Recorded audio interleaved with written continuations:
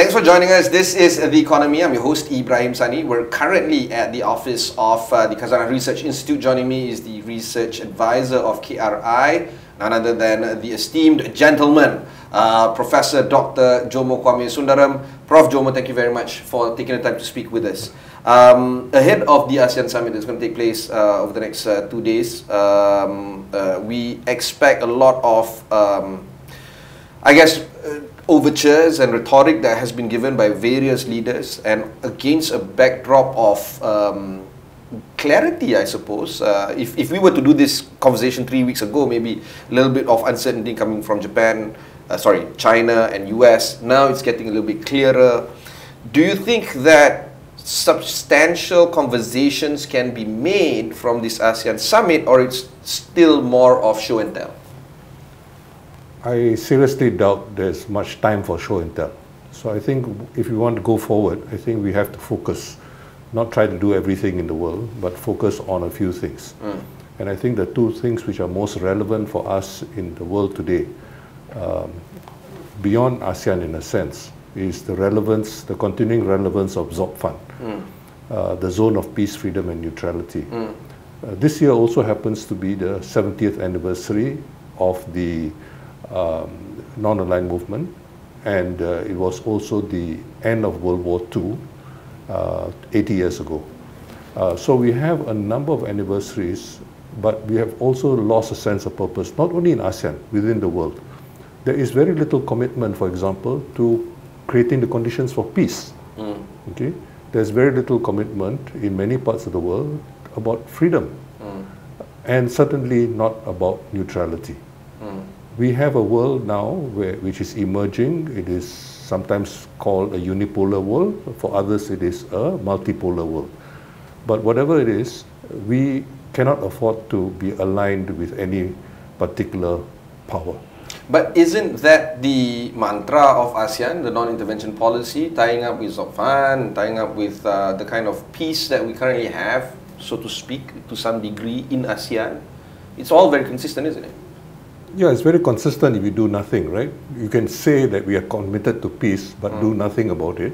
Or you can actually try to lead in terms of peacemaking. Who is leading in terms of peacemaking? The United Nations is increasingly marginalized by the major powers. Nobody pays attention, especially in the US, but also in Europe. They have been intervening in all kinds of countries, in various situations. In fact, the interventions since the end of the Cold War are greater than the interventions during the Cold War period. So we have a situation where, well, let us be modest about our real capacities. So we cannot really lead in terms of peacemaking. We do not have enough coherence and capacity to do that. But nonetheless, to be a voice for reason, for peace, for freedom and neutrality, and very importantly, I think, for the current period, is development. The world economy is going into stagnation. This is being led particularly by the West, and nobody is resisting. And this is why I think the other thrust of what should be done at this summit is the whole question of ASEAN +3. We already have the economic institution for it, namely the RCEP, the Regional Comprehensive and Economic Partnership, and we need to make that significant.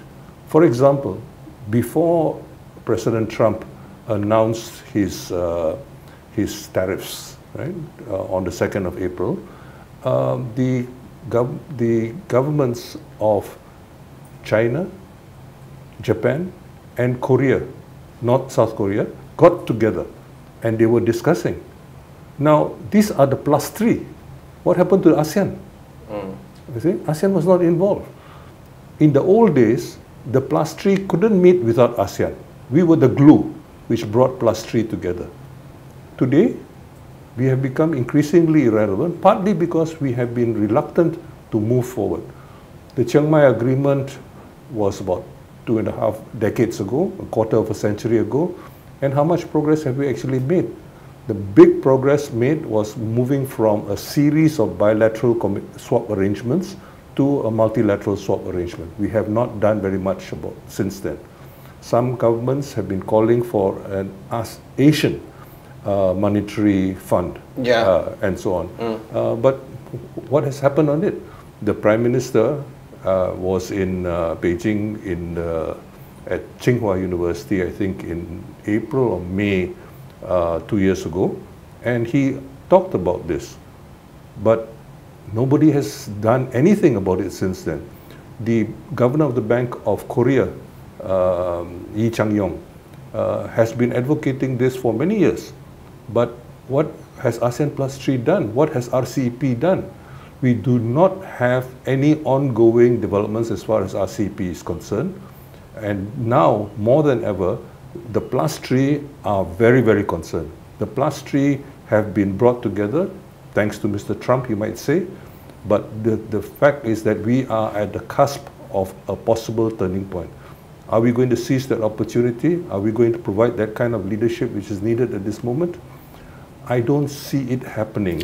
Let's talk a little bit more about prescriptive diagnosis here. Why do you think ASEAN has been static in these overtures or making this monumental growth and taking the step forward to lead? Is it because of individual markets having issues with their own democracies? Or is it because there's not enough of a strongman figure to coalesce these forces together and follow that kind of leader? Or do you feel that we're still,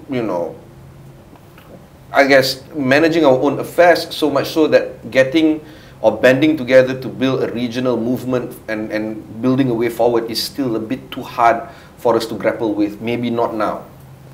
Well, I don't hang around with these people, so I can't really speak to what the problem is, okay? But I think it is quite clear that there is very little collective inclination to move in that direction.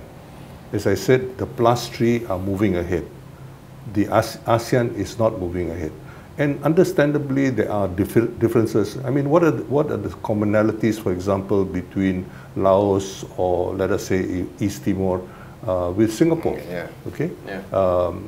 They are all small economies physically, but so it is not easy to find common ground to agree on much, and of course there have been diplomats or ex-diplomats who have been saying that there's no future in ASEAN and so on and so forth, and they have a point because of the diversity of the region. But at this point, it's not talking about a huge expansion. Or what we are talking about essentially is defensive. Okay, Mr. Trump has challenged the world. Okay, I'm not saying that we take on Mr. Trump. There's no particular reason to do so. But basically, I think the world is in turmoil right now. US and Europe are not on the same page. We have a situation where we need to identify what the future of this region is, and we have a huge opportunity. And we have seen, particularly at the end of March, we have seen the economic ministers in the Plus 3 getting together and trying to talk about moving forward. And I think that opens up a huge opportunity. So the question is, I'm not talking about something very grandiose or a huge boost. That's not going to happen easily. Really, what we need to do is identify the current problems and try to address them and to move forward. We have some institutions. Those institutions are hardly being used. It's evident that you're bearish on the market prospects of ASEAN as a collective.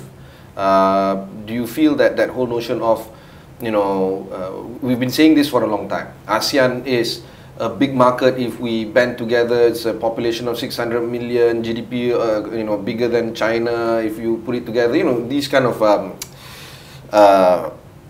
mathematically they're not wrong to make these kind of arguments, but we have never been able to actually capitalize on this kind of market. And do you feel that we can never realize these kind of opportunities, and therefore each market within ASEAN is left to fend by themselves and pursue their own fate individually? Well, I think there's no particular reason for why we should force economic integration. If you look, for example, at Europe, Europe even has a common currency. How has it served them well? I can tell you the Greek population, the Greek nation will tell you certainly not. You know, so I think we need to learn. Yeah, served Germany and France well, though. Sorry? Yeah, served Germany and France well in terms of common market. These are big countries which dominate and take advantage of this.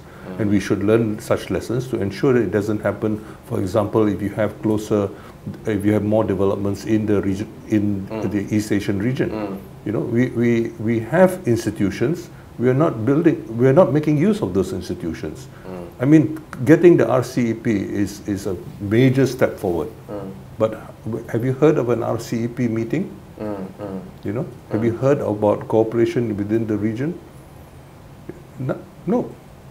The fact of the matter is that we have a lot of talking, a lot of posturing, you know, photo ops and so on and so forth. But when we talk about actual concrete developments, I'm not talking about some huge scheme, you know, as with Europe. Europe had particular problems. They tried to solve their problems. The whole point of creating the European Union was actually peace, you know. Post-World War II. Right, but especially the history of centuries of conflict between France and Germany and so on and so forth. But what do we have now? Europe is leading the world in terms of war. The whole, they are fighting against Russia to the last Ukrainian. I mean, it's you know, it's no secret, right? So you can have a celebration 2 weeks ago, for example, of 80 years of the end of World War II, and you have the celebration of the European Union as a project, a peace project, but what is being done? Next to nothing. I'm not suggesting that there's nothing to be learned from. There is a lot to learn from the European Union, but when do we ever have a serious discussion of that? When do we have a serious discussion of economic integration in other parts of the world? So if economic integration need not be a primary agenda for ASEAN, and if the two areas of concern that you have posited earlier when we started this conversation is more of SOCFAN and ASEAN Plus 3, do you feel that that is on the same wavelength as these ministerial officials that are, or the delegates that are coming to KL to have this conference, and the leaders that are flying in and having this meeting? Do you think that that is on the same wavelength as them, or do you feel that we're still a bit too wayward in terms of what we want to achieve coming out of this summit? I think if the ministers are serious, and I think they are, they know that there are these procedural process kinds of things where you come, you take your photos and so on and so forth. But the heavy lifting has to be done by the so-called Sherpas. Okay, have they done the work? Have they negotiated and started talking about these things? Now, if we keep on talking about ASEAN on the economic side, I don't think we're going to get very far. But we talk about ASEAN Plus 3, we talk about RCEP, we talk about AMRO and so on and so forth. I think we will have a higher level of discussion. It's not going to be easy to solve these problems. I mean, these are very, very different economies and so on. We happen to be in this particular part of the world. But other than that, there's very little which we have in common. But have we explored the possibilities of actually looking at some of these issues and trying to see the commonality of moving forward?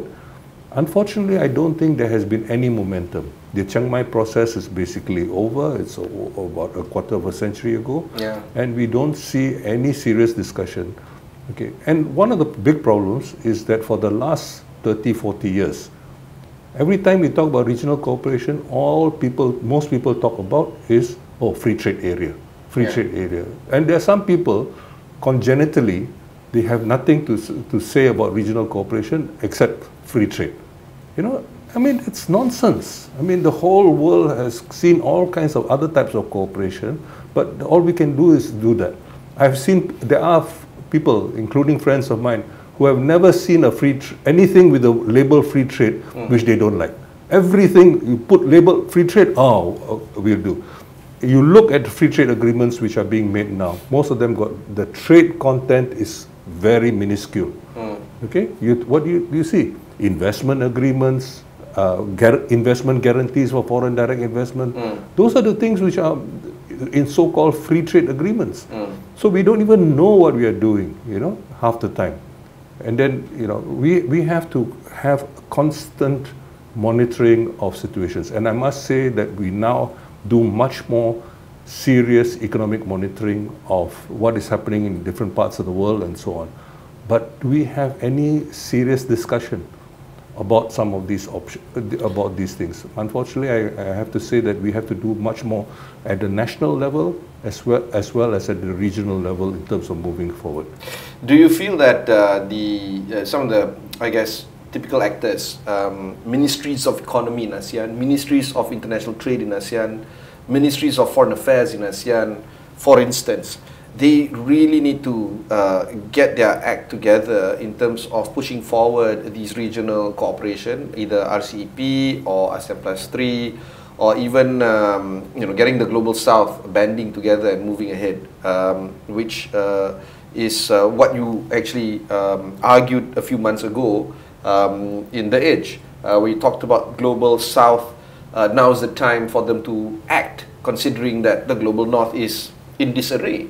And is currently, you know, being led by a disunited Europe and of course the White House that is, you know, with Trump there. Do you think that these kind of ministries that I mentioned earlier, they should be the first movers instead of waiting from a top-down instruction from the respective presidents and prime ministers? Well, the way ASEAN works, you have rotations of the chair every year. There is very little continuity in terms of working on issues. That is left to the Secretariat. And the Secretariat often doesn't have a mandate, and the mandates change from year to year. So how do we ensure that there's so what we have right now, and this is why I think we have a rare moment, we have a sense of crisis. Okay, certainly the Plus 3 know that there's a huge problem. The Prime Minister of Singapore, Lawrence Wong, you know, addressed the nation, won an election because of that. The Prime Minister of Australia also used the whole question, you know, and the Prime Minister of Canada won an election which everybody was expecting him to lose, precisely because of recognizing that that the world has changed and we better get our act together. So we have the wake-up call is there. Unfortunately, because of a lot of rhetoric about the same old, we don't have enough preparation for for looking at this. But I think what can be done within the days which we have left is to basically open up an agenda for after the meetings later this month for ongoing work to begin. That's all the mandate which is needed, and you know, the ministers and the ministries concerned know what needs to be done. Even if they don't know, there are people who are much more experienced, who feel threatened, who will remind the audience what needs to be done. But we need to be able to be much more agile. You know, we just rely on, you know, the formal thing of, you know, who's the chair this year, who's the chair next year. And when you have a relatively small and weak country like Laos, for example, chairing, you know, we need to have some kind of leadership which is not simply limited to the chair at any particular moment. The logic, therefore, is rested in markets that are bigger, don't you think? I'm talking about, you know, bigger in sense of market, which is probably Indonesia, bigger in sense of wealth, for instance, Singapore, bigger in sense of global connectivity like Malaysia. Other than these three countries, I don't know whether other ASEAN countries can actually take that commanding lead, say for instance the way Germany or France does in Europe. Well, the Secretary General of the Communist Party of Vietnam was one of the first to contact Trump Yeah. I think he made a bad deal with Trump. And I think they realized that in retrospect, they shouldn't have moved so quickly. Yeah. You know, because let's face it, Trump, you don't know what Trump really wants. He doesn't know what he wants. No, he don't underestimate him. The worst thing to do is to underestimate the other side. Mm-hmm. Okay, his style is shock and awe. Okay, a raise tariff, you know. No, it's a bully. Yeah. It's a bullying tactic. Yeah. You want 10%, you demand 100%. Yeah. Okay. Okay. Yeah. And then you negotiate down. Yeah. That is been his style in the past. And you look what he is prepared to settle for. You look, for example, during Trump 1.0, okay, there was something called NAFTA. He wanted to get rid of NAFTA because he's against plurilateralism. He wants bilateral deals. Okay, what does that basically mean? Because he knows that when he's dealing with one country, he can bully them more easily. So we have to recognize that that's the way he wants to negotiate. That doesn't mean that we insist that you must negotiate with ASEAN. What it means is that ASEAN people have to get together to share information in order to be able to negotiate better. There are different ways you can deal with a particular situation, you know, and there are mechanisms which I don't know about, but which presumably do exist, where countries are helping each other with this kind of intelligence.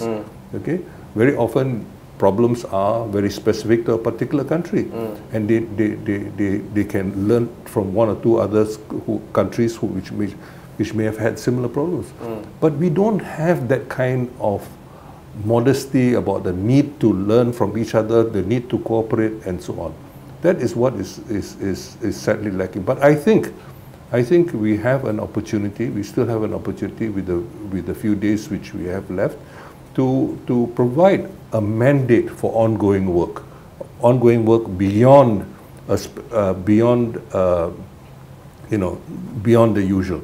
You know, because if we keep on having these annual agendas, you know, you are chairman this year, you want to set your agenda. Another person's chairman the following year, or another country's chairman. You know, this is not the way to run a serious organization. You want to run a serious organization, you need to have ongoing work. And that ongoing work shouldn't be such that the only thing you can think of is, say, free trade.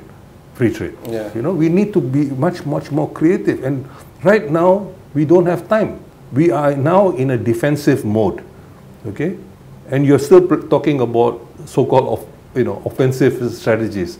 You need to be able to deal with the real problems which we face now, rather than and there's a sense of urgency there, but these things are not going to be settled next week.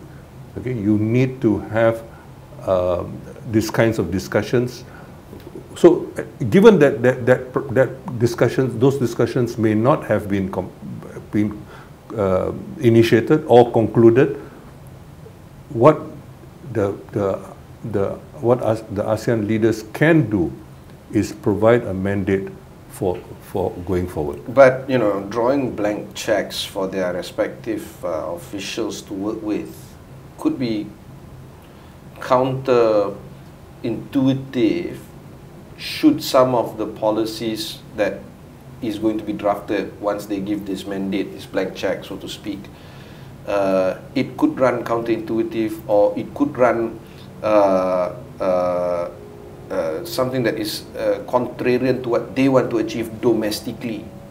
For instance, if, say, for instance, they say that from the summit we give a mandate on labour movement. Some governments are very uneasy with the notion of labour movement, free labour movement amongst ASEAN members intra-country. And if they say things like, commodities such as palm oil is being given priority, then Malaysia and Indonesia would be much more open to those ideas. But I'm not too sure if other ASEAN members are going to be comfortable with that idea. So what I'm trying to argue here is there could be conflicting interests coming in from everyone, so much so that giving this fresh mandate or blank mandate, so to speak, might not necessarily be a feasible thing for these leaders to do. especially when we don't know what we want coming out of the outcome from this mandate? I don't think we are talking about giving a blank mandate, a blank piece of paper, and you do whatever you want and then come back and report to me. No. What we really need to do is to recognize that there should be an ongoing continuity, basically. Yeah, there should be continuity and a readiness to change. Okay, it's not just continuity alone, nor change alone. We need both continuity and change. Okay, a change which is relevant, which is not only addresses new developments as we need to do right now, but also is forward-looking to be able to anticipate and to move on. That we certainly need. Okay, and of course we need to reconsider the past. We may have committed to all kinds of things in the past without fully appreciating the implications. Now we have an opportunity to rethink them. I mean, take something like the World Trade Organization. The World Trade Organization was basically created in 1995 with a mandate which basically came about when there was all this wonderful dreams about what would be achieved through trade liberalization. Well, let's face it, the US has turned its back on trade liberalization. The Europeans have turned their back on trade liberalization. They have all kinds of protectionism under different names, or phytosanitary standards and for example, all the same. Carbon border adjustment mechanism and so on and so forth. But these are all new forms of protectionism, by other names, and we need to be able to talk to one another to help each other out. You take, for example, countries which still have forests. Okay. What they can achieve with the forest cover which they have. Countries which no longer have forests, what can be done? For example, in terms of reforestation. But I'm not talking about those kinds of things. Those kinds of things, if countries are not interested in cooperating, that's too bad. Right now we have a new situation which Mr. Trump has brought about. Okay. The old rules are all gone. We talk about rule of law and so on. What law? World Trade Organization? It's the only multilateral institution which has law. Okay? What law is Mr. Trump? Just because he calls it reciprocal doesn't make it reciprocal. Okay? Everybody knows that. But the problem doesn't begin with Mr. Trump. Not even Trump 1.0. It began with Mr. Obama. Obama was the one who basically refused to allow, because there was a dispute settlement mechanism. One of the judges didn't rule in favor of the US, and they basically sabotaged the whole dispute settlement mechanism, which barely functions today. So, these are simple things. And then if you pretend as if, the dispute settlement mechanism is fine, so on, we can have all the shared delusion all we want. Exactly. So now we need to be able to think about what are the alternatives we are going to build. To talk about the global south, frankly, I mean, I'm a great advocate, as you have emphasized, but right now we don't even have an institution. That's why I'm very keen that... We do, the non-aligned movement, for instance. When was the last time the non-aligned movement... I remember when I was growing up, there was a big conference. When you were growing up, when I was growing up as well. But what is happening today with the non-aligned movement? Can you tell me one thing which non-aligned movement did? Nobody seems to know, okay, in the recent past. Partly because it has been led by governments which are considered marginal. Nobody wants to be associated with Iran. Nobody wants to be associated with Cuba, and so on and so forth. I mean, this is the problem right now. That's why Bandung anniversary is so important. This is the time to revisit non-alignment and to elaborate a non-alignment in what is supposedly a multipolar world. The first non-alignment was for a bipolar world. Okay. Now that world doesn't exist anymore. We really need to rethink all these institutions and to work for the challenges of our times and to be willing to revise whatever institutions we create. We might create a situation now, and in 4 years' time, Trump's successor may change the game again. We need to be able to be agile, you know. Half the time we are dreaming about the past instead about looking to the future. I mean, romanticizing about the past is a good pastime, isn't it? We'll take a pause for now. We'll take a short break. When we come back, we'll continue on with this riveting conversation with Professor K.S. Jomo. We'll be right back after these messages.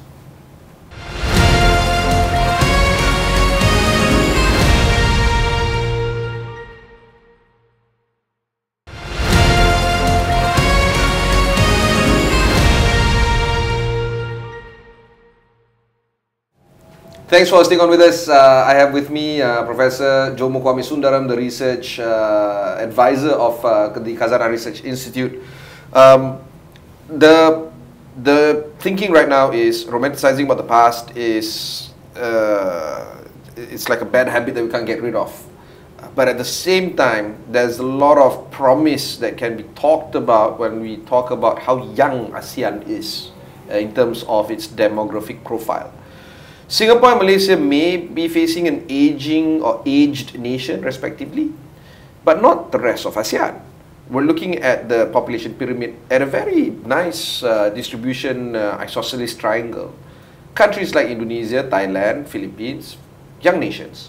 Do you feel that these markets might breed fresh and interesting leaders that could take us forward in the decades to come?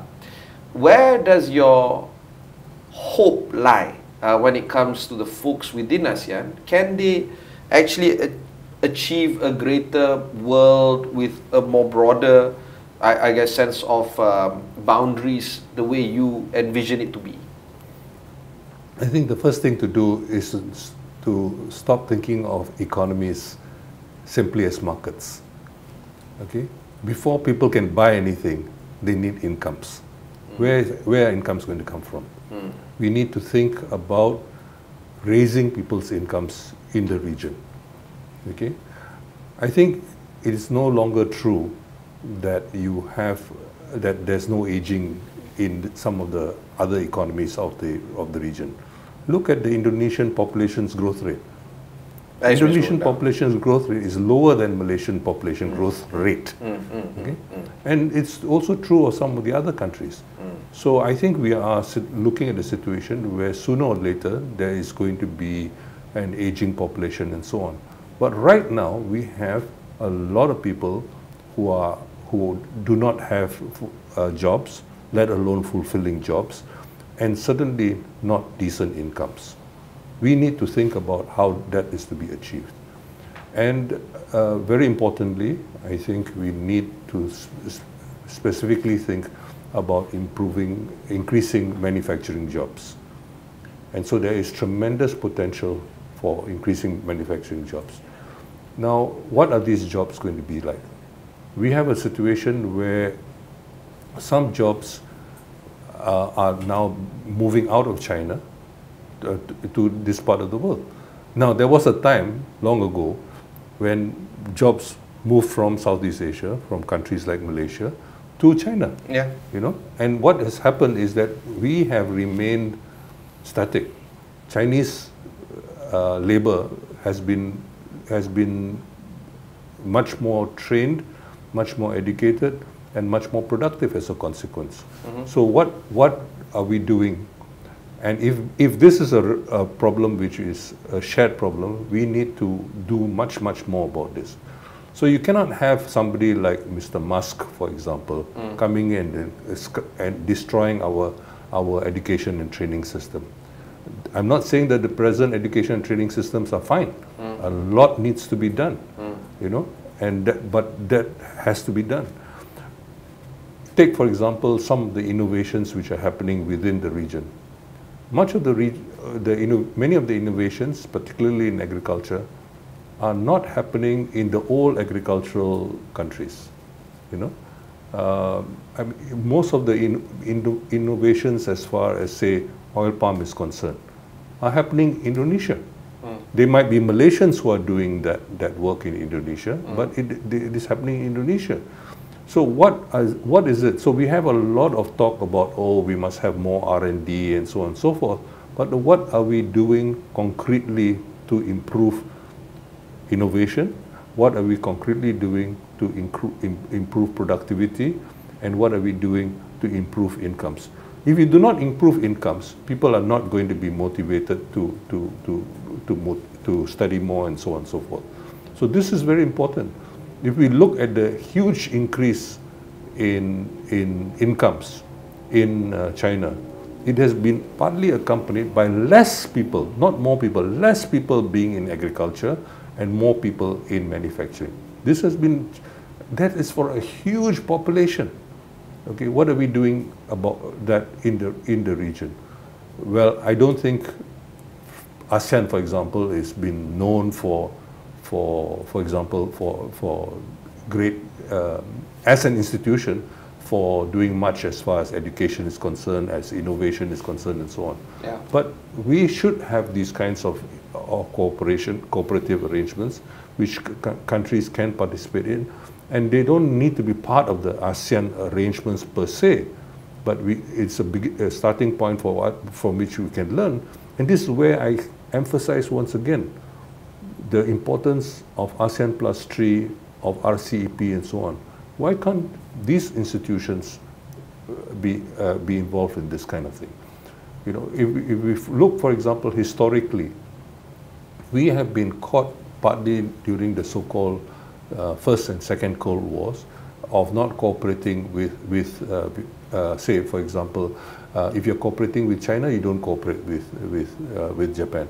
Fortunately, ASEAN has not been stuck in this kind of problem. The rest of the world has been.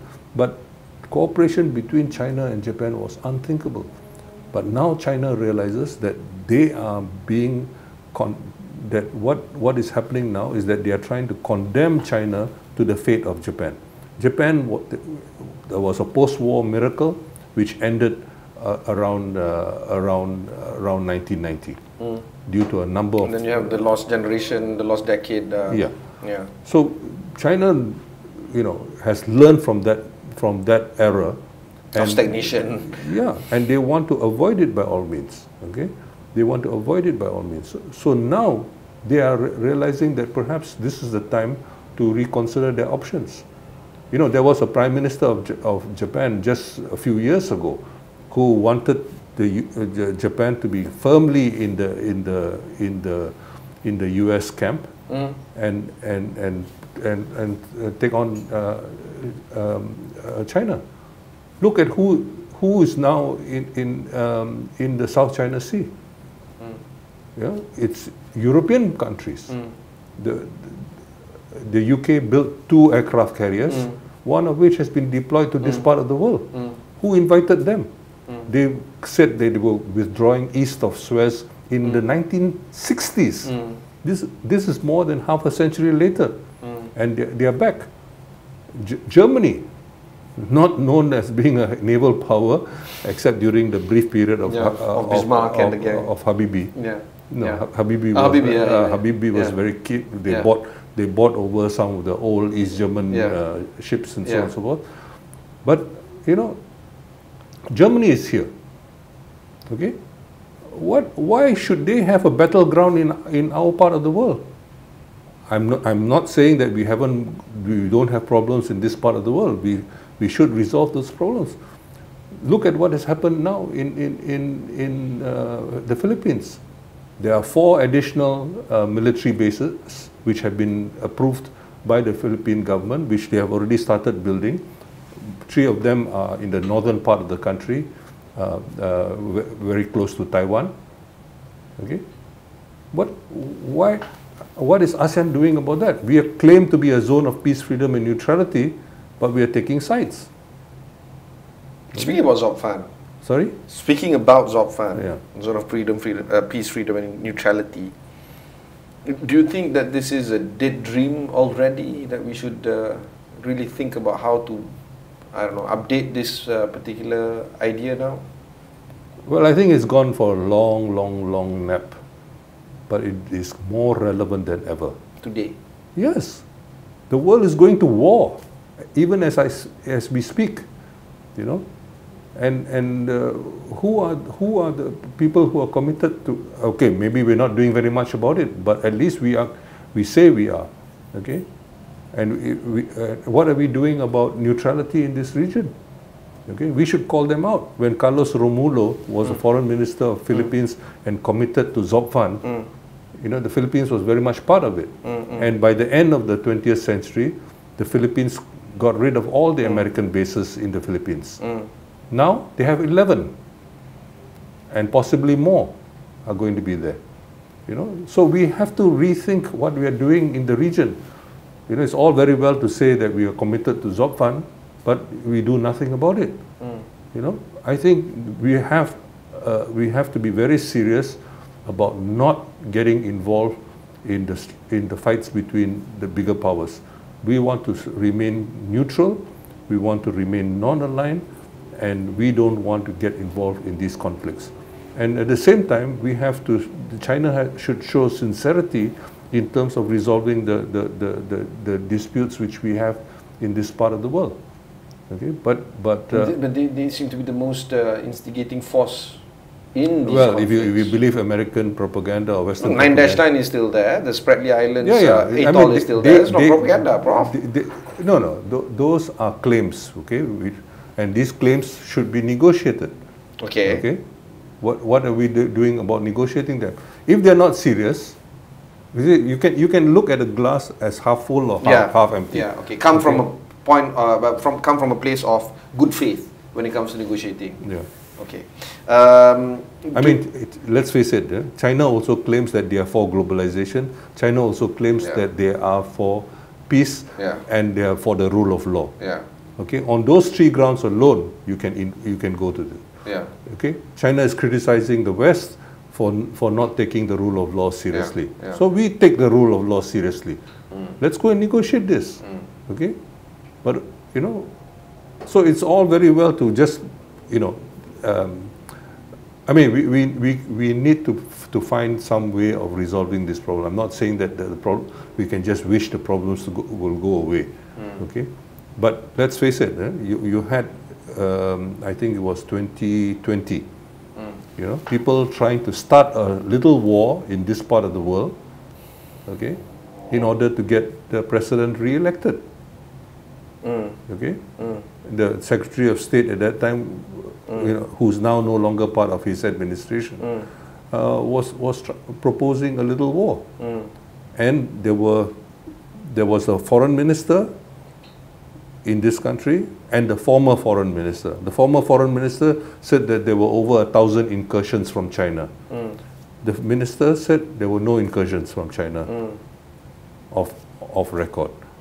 So now, I mean, you have people who want war, okay, even in this country. Yeah. Okay, so we basically need to look at these issues.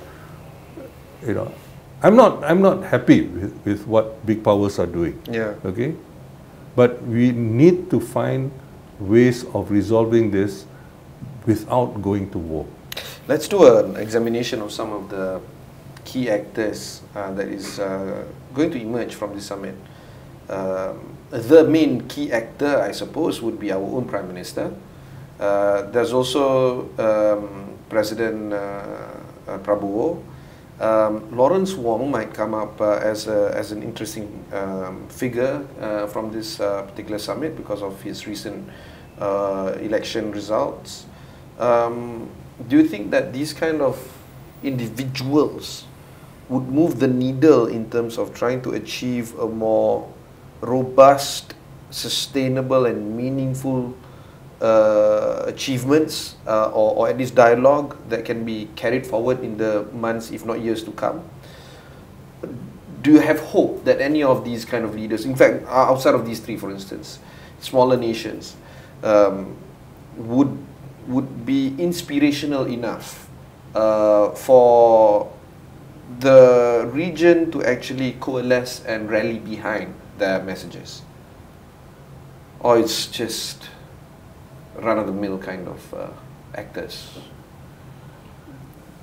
I think Prime Minister Wong is still a relatively unknown quantity. He has made some very interesting remarks in response to what has happened in the last 7 weeks. And it'll be very interesting to see what he will do in Singapore. But I don't see him really trying to provide regional leadership. But the fact that Singapore is very concerned about what happened 7 weeks ago opens up an opportunity to bring Singapore back into ASEAN rather than them going it alone.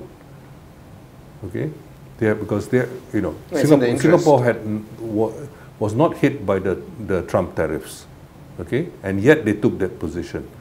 You know, so we basically had all these people going off in different directions, right? You have the Secretary General of the Communist Party of Vietnam contacting Trump, and Trump was very proud of it, and so on. And you have Lawrence Wong, whom has historically they have been the most pro-American. Yeah. You know, suddenly expressing concern and dissent. So we have a very, I mean, the pieces on the board are very different from what they used to be. You know, and we cannot just presume that they will that the world has not changed. But what about your examination on PMX as well as Prabowo? You see, you know, the PMX has got so much on his plate. Okay, you know, he has to. It's not clear to me that he has a strong, coherent team who are supporting him well. Okay, different people are doing different things, and it's not clear to me that there is a very clear strategic view of going forward. More generally, as far as ASEAN is concerned, I think that the same could be said. I mean, but this, you know, right now besides the photo ops, what are we going to get out of this? Substantial stuff, the substantive stuff, I mean. Yeah. That remains a little unclear, partly because a lot of things are still being negotiated. But the kind of leadership which is needed, you know, it's not going to be easy for PMX to get everybody on board for much of. Let us say that PMX agenda is along the lines which I was discussing. Even that is not going to be easy. How does the PMX persuade the Philippines to remember Zopfan? You know, I mean, Bongbong's father was the president when Zopfan was declared. But that kind of sentimentalism is not going to get us very far, right? So don't expect too much from that. I think, to be fair to PMX, you have you can only deal with the cards which you have. You cannot do much more than that. But at the same time, and this is why I emphasize giving a mandate for ongoing cooperation becomes so crucial. That survives that survives the administration, so to speak. That basically enhances ASEAN capacity to address issues over the medium term. Hence the ASEAN +3, hence the RCEP, hence all the other regional or if not global ASEAN +3 does not necessarily follow. I'm suggesting that be the big emphasis going forward. Because let's face it, no matter how big you think ASEAN is, it's relatively still quite small. Okay? But ASEAN +3, you can be sure it's going to be taken very, very seriously. Getting cooperation on the ASEAN +3 level is going to be very tough. Okay? But PMX can go down in history as the one who basically enabled that. Okay? Do you think he will realize this prospect? I don't know. I'm not part of the government. I have not seen him. I have not spoken to him since he became Prime Minister. You know. Yeah. Final question, Prof Jomo. We've discussed a lot here. What would be some of your messages when it comes to talking to the youth of ASEAN? You are held in high regard based on the conversation that we've had together when we were in, was it University Malaya that we were last together? With a group of students at Sasana Kijang.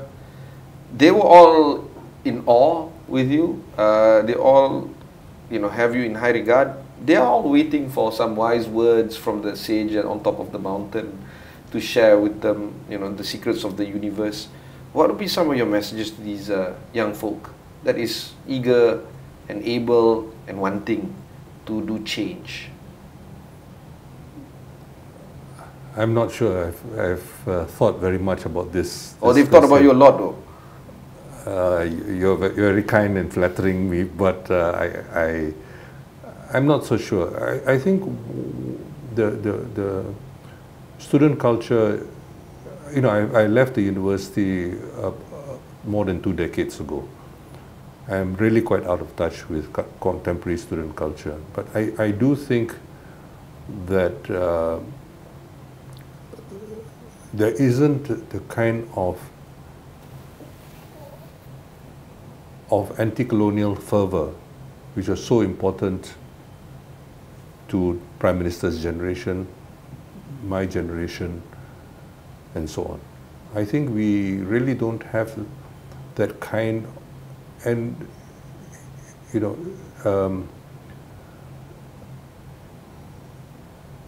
take for example the clothes which were being worn by the audience, student audience. Everybody was wearing a suit. Some without ties, perhaps, but they were wearing suits. I mean, students, when we were students of my generation, I mean, basically we're talking about very different student culture, right? What people aspire to and so on and so forth. So I think it's very difficult for me to address those kinds of concerns, but I think what has happened undoubtedly is that for a lot of young people, one of the big problems in Malaysia, of course, is everything is ethnicized, okay, and ethnopopulism is very strong. But when people have a chance to think about bigger issues which shape their lives, they begin to realize how irrelevant ethnopopulism is as an option. So it's largely sustained by the political types. Okay, so you have a very strong. So you have people trying to understand and make sense of this world, and we do not have enough people writing, talking about it. There are very few people, for example, who even know the history of our country. Last year, for example, was the 150th anniversary of the Bangkok Treaty, which transformed this country. How many discussions did you hear about the Bangkok Treaty and its impact on this country? The Sultan of Perak wrote a whole book, more than 500 pages, seriously trying to discuss some of the consequences of the Bangkok Treaty and similar colonial actions. Most people in this country don't even know that in the half decade after World War II, Malaya, okay, Peninsular Malaysia now, contributed 70% of the foreign exchange earnings of the entire British Empire, of the so-called Sterling Zone. People don't know that. Okay?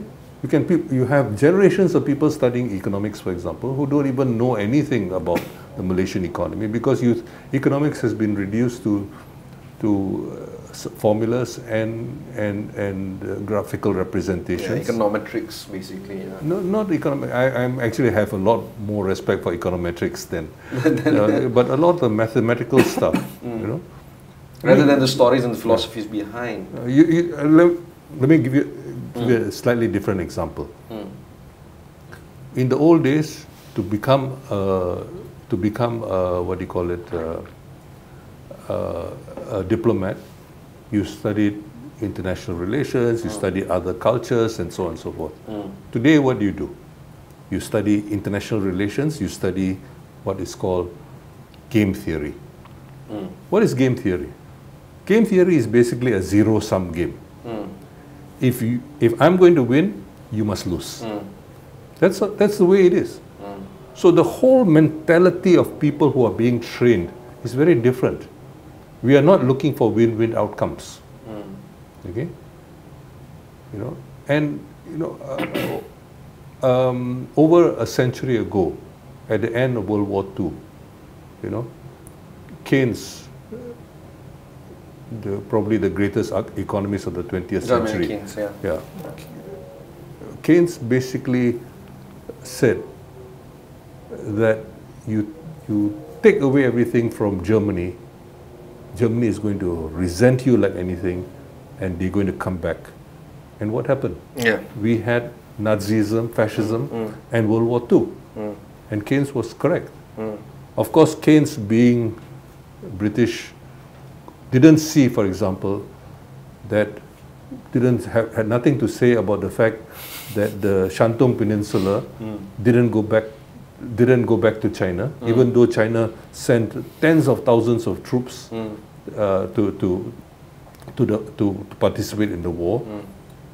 And Shantung Peninsula was taken from Germany and not given back to China, it was given to Japan.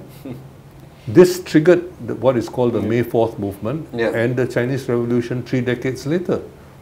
Okay? You know, but people, or look at what happened in Africa. African countries which were colonized by Germany, they were given to Europeans to manage.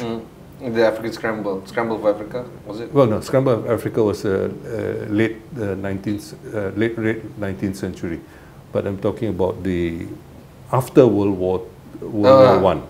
Okay, so Namibia, what is now Namibia, was taken back and given to South Africa because you have white-skinned people running the country, and that was what happened. Tanganyika, which is now part of Tanzania, was also taken away from the Germans and given to the British. Okay, Africans were not considered capable of running their own countries. I mean, this is the kind of mentality which prevailed. But how many students today are thinking about these kinds of issues? How many people are talking about these issues? There's a man now who's shaking up West Africa.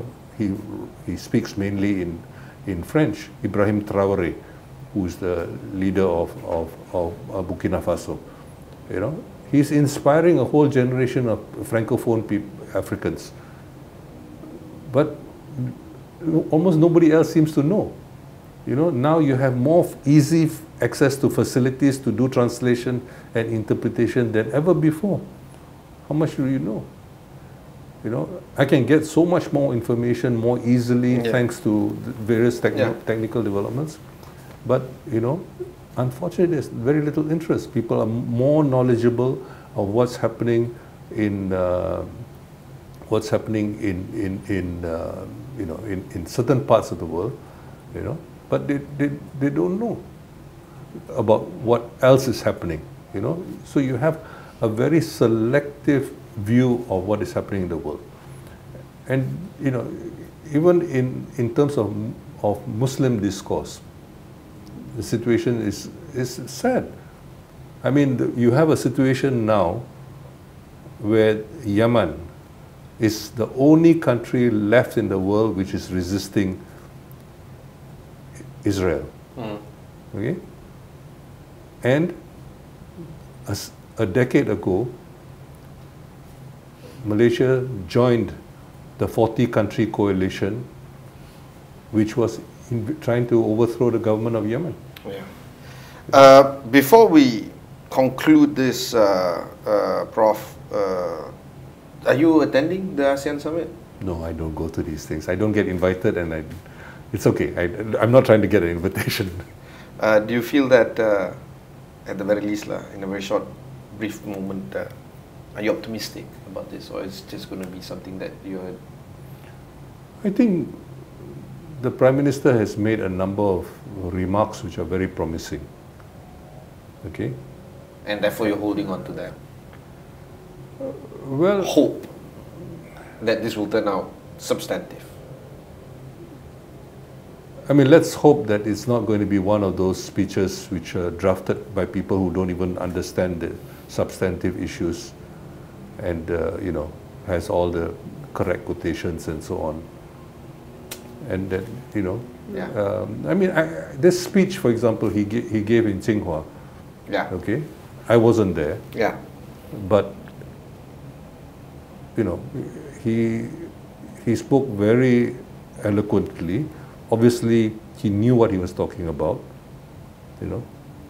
But almost nobody else in the government seemed to know what he was saying. Fell on deaf ears, basically. Sorry? Fell on deaf ears.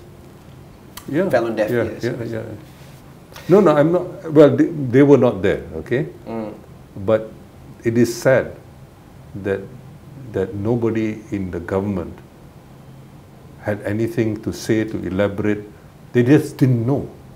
They just didn't know. Okay? So you begin to worry about the level of coordination and implementation which is going on. It's all well and good to have, you know, fine speeches, you know. But the follow-through. Sorry? But the follow-through would be yeah. left for one thing. Yeah. And then you have, you know, various ministers, you know, trying to sound clever and singing the latest buzzwords of the day. You know, it's not very helpful. So the coherence of governance is a major issue. But he has a lot of concerns about governance, and I hope these extend to these kinds of issues as well. Thank you very much, Dr. Jomo. That was Professor Jomo Kwame Sundaram, the Khazanah Research Institute's research advisor. Here at Astro AWANI, we'll be covering the ASEAN Summit live on location, so do stick with us throughout the 2 days that is taking place here in Kuala Lumpur. Also, if you've missed any part of these interviews or interviews such as this, just head on to Astro AWANI and look for The Economy or search for my name, Ibrahim Sani, on that website. Until then, thanks very much for watching. Catch you in the next one.